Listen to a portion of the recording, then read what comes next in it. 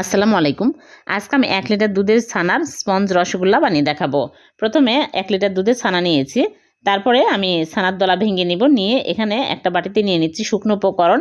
1 চামচ ময়দা, 1 চামচ সুজি, 1 চামচ চিনি আর 2 চামচ গুঁড়া দুধ, বেকিং পাউডার 1 চিমটি, বেকিং পাউডার 2 চিমটি, তেল 1 চামচ দিয়ে ভালো করে মিক্স করে আমি ছানা ভালো করে মথে নিব। 3-4 মিনিট মথে নেওয়ার পরে আমি এখানে শুকনো উপকরণগুলো দিয়ে দিচ্ছি।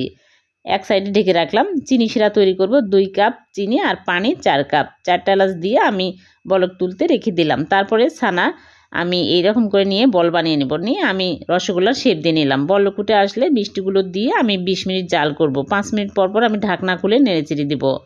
তারপরে আমি 2 কাপ ফুটন্ত পানি আমি দিয়ে চুলা থেকে নামিয়ে রেখে দেবো সারা রাত। পরের দিন সকালে মিষ্টিগুলো সার্ভ করে নিচ্ছি। হয়ে গেল ভীষণ মজার নরম তুলতুলে স্পঞ্জি রসগোল্লা। ভালো লাগলে লাইক, কমেন্ট, শেয়ার করে দেবেন। আল্লাহ হাফেজ।